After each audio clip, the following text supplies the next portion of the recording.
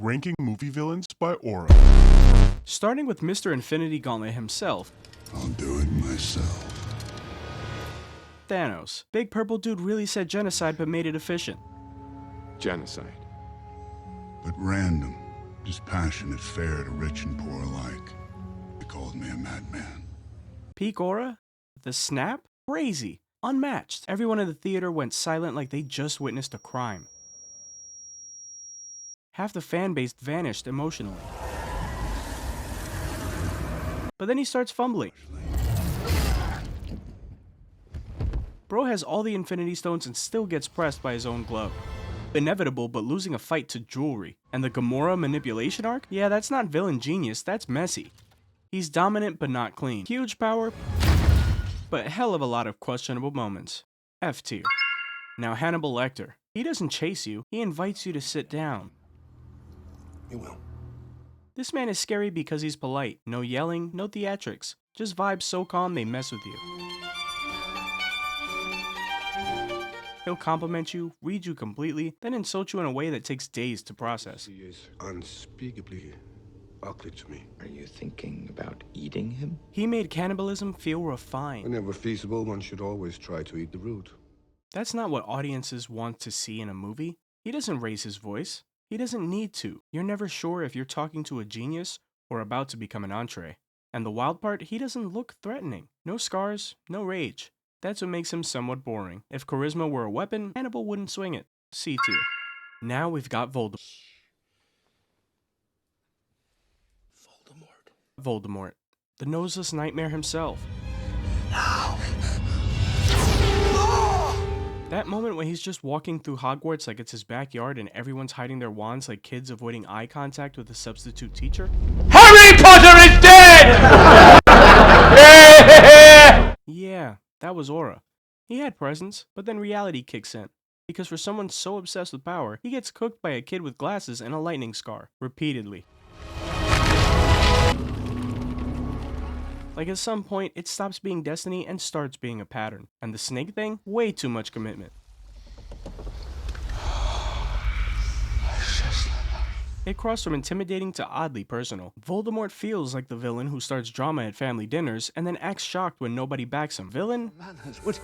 I said, Yes. Aura King? Not quite. Still dangerous, still iconic, but the ego? Fragile. B tier.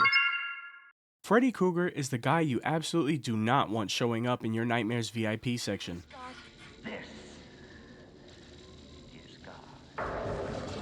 The glove? Iconic. The sweater? Drip before drip was a thing. That laugh? Yeah, that's been ruining sleepovers for generations.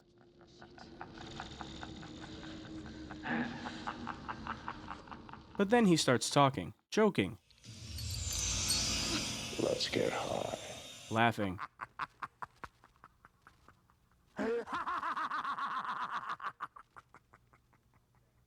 Bro cannot resist the punchline. Too many jokes, too many quips, too much personality. Fear turns into eye-rolling real quick. Every kill comes with a one-liner, a pun, a little stand-up routine, and suddenly you're laughing and screaming at the same time.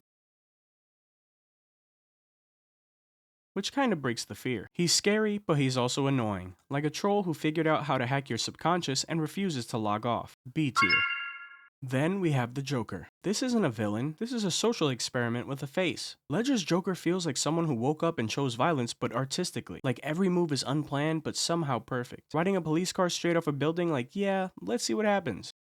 Mainstream villains don't even attempt that level of unhinged commitment. This dude isn't trying to win. He's not building an empire, he's just doing him. And that's what makes it scary. And the scariest part? He's not trying to stop anyone or take over anything. He's just existing exactly how he wants to, and everyone else has to deal with it. But yeah, he's also deeply unsettling. Iconic, terrifying, absolutely not babysitter material. A tier. Next up, Palpatine. Prime Palpatine was scary, like actually scary. This is my apprentice, Darth Maul. Quiet, calculated, and manipulating the entire galaxy while pretending to be a harmless old politician. Episode 3 Palpatine yelling unlimited power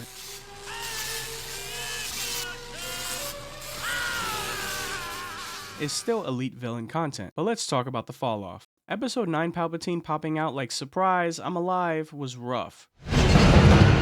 The aura dipped instantly. Dude went from Sith mastermind to questionable horror movie jump scare. And losing to Rey that fast? Nah, that hurt the brand.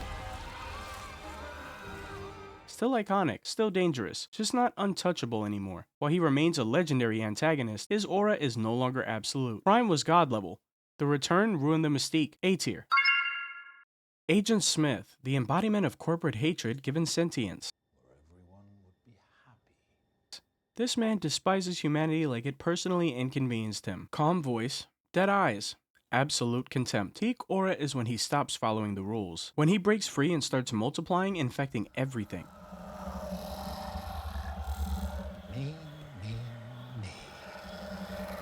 He doesn't just want to win, he wants everything else gone. That level of nihilism is terrifying. He doesn't chase power. He wants silence. Emptiness. Control through erasure. But here's the flaw. Smith talks too much. He explains himself. He spirals. The more he grows, the more obsessed he becomes. And obsession is a weakness. His hatred gives him purpose, but it also traps him. He can't stop. He can't let go. And eventually, that's what ends him. Still, the presence? Unreal. The calm cruelty? Iconic. System-level menace with personal beef against existence itself. A tier. Patrick Bateman is what happens when evil wears a skincare routine and thinks vibes are a personality. On the surface, immaculate suits, perfect hair, business cards treated like holy scripture. This man's aura is corporate menace. He doesn't enter a room, he audits it. Everyone is prey, but only after he checks their font choices. That is really nice. Eggshell with Romalian type. What do you think? Nice. The calm monologues about music while holding an axe? Chilling. The way he smiles like he's already won while everyone else is still trying to remember his name? Psychotic efficiency. He's not loud, not flashy, just deeply unsettling, like a LinkedIn profile that whispers threats. Strip away the Rolex and the ego, and Bateman is spiraling. He needs validation like oxygen. One slightly better business card and he's ready to commit a felony. He's less alpha predator and more emotionally bankrupt man having a breakdown in designer loafers. Something wrong, Patrick? Half his power comes from people not paying attention to him, and that eats him alive. So yeah, the aura is real, but it's fragile. Deadly when he feels superior, absolutely crumbling when ignored, but still terrifying in a very real, very human way. A tier. Next up is Hans Landa. He doesn't threaten you, he hosts you, offers you milk, compliments your farm, then casually dismantles your entire existence with polite conversation. That's elite villain behavior. Finding people, and yes, some of them were Jews, but Jew hunter. No yelling, no dramatic music, just a man smiling while you slowly realize you're already finished. The opening scene. He's not rushing, he's not sweating, he's just gently steering the conversation towards your doom. You're sheltering enemies of the state, are you not?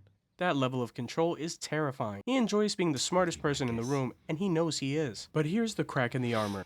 Ooh, that's a bingo. When power shifts, so does he. The second survival becomes questionable, he negotiates.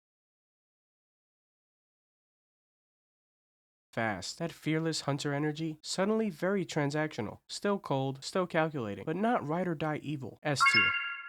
Scar from Lion King. This man didn't just portray his brother, he narrated it. Side eye so sharp it could cut through a rock. If passive aggressive were a superpower, Scar would have saved humanity. Peak aura? Easily be prepared. Singing while plotting a full-blown coup? Marching hyenas? Dramatic lighting? That wasn't a song, that was a hostile takeover presentation. He had the voice, the wit, the venom, but then the throne era. Once Scar actually had power, oh boy, immediate meltdown. Getting cooked by Timon and Pumbaa? Like, sir, this is not CEO behavior. And Simba coming back with the emotional equivalent of a cat whistle? Yeah, that was raps. Still iconic though. S tier. Speaking of galactic mood swings, Darth Vader. This is the standard. This is the blueprint. Darth Vader doesn't enter rooms, he claims them. Before he even shows up, you hear the breathing. and your brain immediately goes, yeah, something bad is about to happen. Peak aura? Easily classic Sith Lord era. All black, no hesitation. Walking like he owns gravity itself. That voice doesn't ask, it informs. You listen whether you want to or not. Classic Vader was terrifying. No mercy, no jokes. Just black armor and violence. Now yes, eventually we get the redemption arc. The whole, I was misunderstood, please forgive me, family therapy speedrun. And yeah, that softens the edge a little, but let's be real. You don't undo decades of fear with one emotional sacrifice. Mechanical breathing, rage issues, lightsaber tantrum, iconic terror with tragedy baked in. Perfect balance of nightmare fuel and heartbreak. S tier. If you enjoyed this breakdown, drop a like and subscribe for more. I've got lots more rankings and roasts coming up. Let me know in the comments which characters I should cover next, or which takes you agree or completely disagree with. Hit the bell so you don't miss the next one. I'm just getting started.